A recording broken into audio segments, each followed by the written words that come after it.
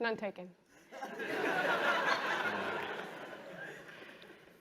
So I mean, you've been outspoken about the Trump administration's position on immigration, on a number, I mean, these things are going to collide in government and business, right? Yeah. It's happening now. Yeah. So what do you want these future business leaders to do about it once they get into that spot? Get the money. Get the money. And then let's get around a table and let's create new rules. Literally that simple. Get the fucking money. I'm serious. Do not get it. It is going to be made. It is going to be allocated.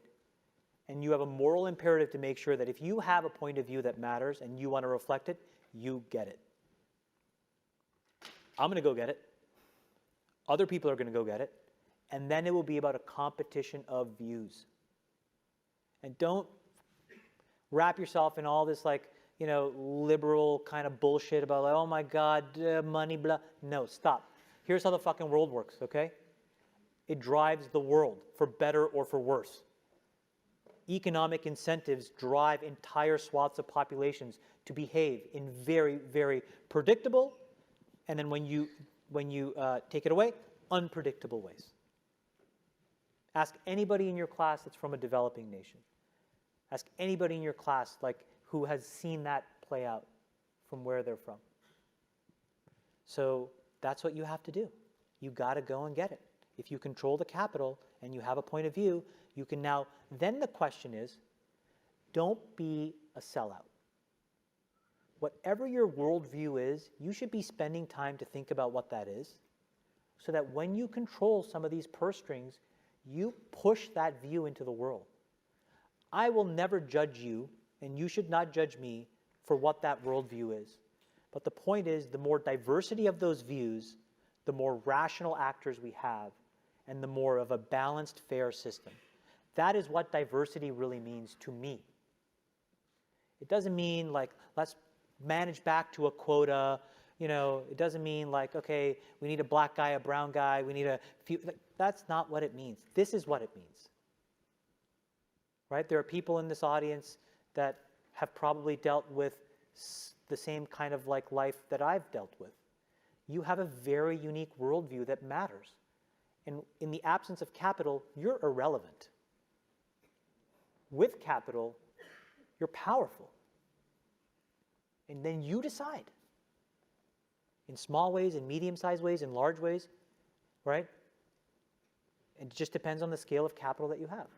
And so that's what's necessary now in capitalism, which is that we have to come back to what is it really? Is it an economic system? Yes, but it is a philosophy as well, right? And it's a philosophy that says we will vote for the change we intend based on the views that we have. And when you look at the most successful people that operate in these tentacles, that's what they do. Look at the Koch brothers. That's what they do. They have built a network of influence based on capital. Their worldview is propagated into the world at an unbelievably aggressive rate that has been compounding for decades. That is genius. It is genius. It doesn't matter whether you agree with their worldview. The question is, what's the counterweight to their worldview? Can you name one? Can you name a group of people that operate in the exact same way, methodically, meticulously assembling capital, influence, assets, who believe the opposite?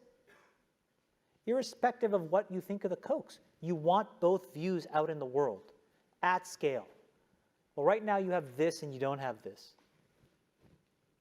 And there are many examples of that. And so get the money and don't lose your moral compass when you do. You've said that you think VC is a horrendous allocator of capital.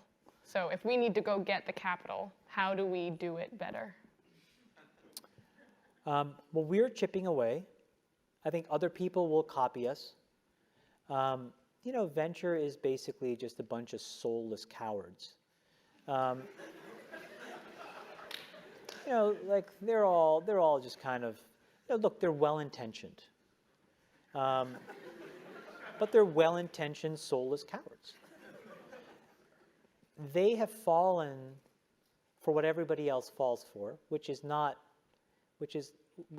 can't blame them for, which is here's this gold star. And they're like, wow, I've gotten a gold star. And then the minute you do that, what you do is you start to just choke it really tight. And you're like, I don't want to lose this gold star. And then what happens? You go risk off. And then what happens? Your behaviors are about protecting the seat of power that you have, the social definition that seat affords you. And so now, instead of being an accelerant of a progressive worldview, you become a retardant to a progressive worldview, right? Your risk appetite shrinks, the surface area in which you're willing to make decisions shrink. And when you are a critical part of the future, again, going back to how I started, the most important part of capitalism is going to be the folks that are driving the technological change. Well, as a class, that's what VCs are supposed to do. But they're by and large, in my opinion, the wrong people. So how do we do it? You have to make it more systematic. You have to make it more data-driven. You have to strip out the bias. You have to be open 24/7. You know, you can't have these dumb rules of like, oh, I only do deals if they're like within 15, miles driving distance. Like, how can the most important part of I mean, can you imagine if I walked in to Zuck's office, Facebook board, I'm like, I have a great fucking idea. Facebook is only going to be open for business Monday through Friday, 10 to 5, because we want to get home. Summers, we're going to take off. And so we're just going to show like a 404 page. Does it make sense? Or like Google. We only want you to search during business hours. And so, you have to be open for scale. You have to be global. You have to do all of these things so that you can get the money into the hands of the people that deserve it, and then help them. And by helping them, what you have to do is actually address the core structural parts of business building that are not done well today. And the best analog is AWS. If you were starting a business 15 years ago, I can even tell you a decade ago, we were racking servers in our data center because the growth was great. And somewhere along the way, Amazon said, you know what? All of that complexity is necessary, but it's not sufficient to building Facebook or any other great company. So let me abstract that for you. Let me go and replace all of those good people with an API. And I'll take those good people, and they'll be celebrated at Amazon. And initially, a few people said yes. And people thought in 2007 AWS was a joke. And we used to laugh at it. We're like, why would anybody do this stuff? And now see how fast, a decade later, you're on the other side of the fence. If any of you guys start a business and you're not on AWS, you would be the joke, right? So what did they do? They basically said, here's all this stuff that's necessary to building a business. You need to do it. You probably don't want to do it. You're probably not going to do it well. And so let me just replace it all with an abstraction. Your company can be smaller, leaner, more efficient, and now the money you raise can be used for things that approximate core product value better. Okay, now in 2017, ask the same question. What's the next set of things that make sense? And in my opinion, what we uncovered at Facebook is what every company needs, which is how do you shift from an anecdotal, political capital, social capital oriented way of making decisions inside a company to a very precise, unemotional, data-driven process. And the way you do it is by building a bunch of data infrastructure, by collecting a bunch of data itself, by helping you optimize your business in a bunch of obvious and non-obvious ways. And so what we believe is that we should take that capability that my team built at Facebook and abstract it for all of you who intend to start a company. So now in the future, what should happen is you'll go to AWS, you'll get some infrastructure, you'll go to socialcapital.com and you'll get some insights and knowledge. And it's all interacting via APIs. It's all interaction via endpoints and primitives. And what happens is we can now learn from the feedback from your data how you're doing. We can merge those learnings across many, many other businesses.